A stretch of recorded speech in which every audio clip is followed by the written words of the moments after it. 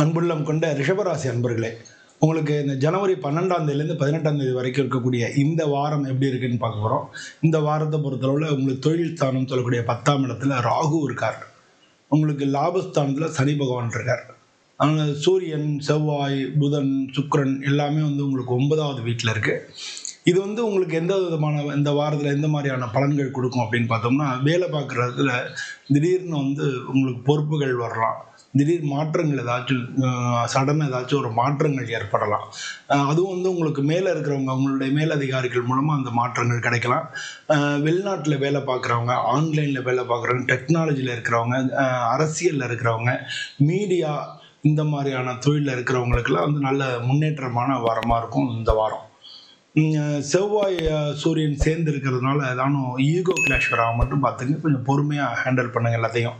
வியாபாரத்தில் புதிய கிளைண்ட், புதுசாக ஒரு கிளைண்ட்டு, புது தொடர்புகள் ஏற்படுறதுக்கான வாய்ப்புகள், இல்லைன்னா புது மார்க்கெட், வேறு ஏதாவது தொழில் சம்மந்தமாக ஏற்பாடு பண்ணிட்டு இருந்தீங்கன்னா அது சம்மந்தமான வாய்ப்புகள் இந்த வாரத்தில் கிடைக்கிறதுக்கான சான்ஸ் அதிகமாக இருக்குது. இந்த வாரத்தை பொறுத்தளவில் 14ஆம் தேதியும் 18ஆம் தேதியும் உங்களுக்கு முக்கியமான நாளாக இருக்குது. பணம் வரும், ஆனால் கொஞ்சம் டிலே ஆகலாம். ஏன்னா குரு வக்ரமாக இருக்கிறதுனால டிலே ஆகலாம்.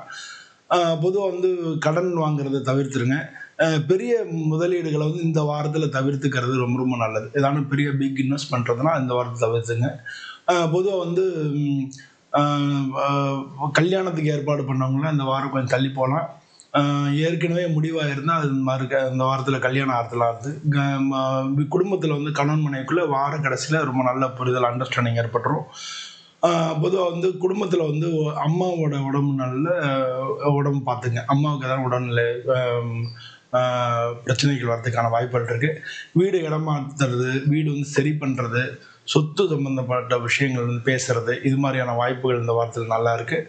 பொதுவாக கால்வலி, இடுப்பு வலி இந்த வாரத்தில் இருக்கலாம். தண்ணி அதிகமாக குடிக்கணும். காரம் கொஞ்சம் கம்மி பண்ணிக்கங்க. வியாழக்கிழமை குரு பகவானை வழிபடுங்க. மஞ்சள் கலரில் ட்ரெஸ் போட்டிங்கன்னா அது உங்களுக்கு அதிர்ஷ்டமாக இருக்கும்.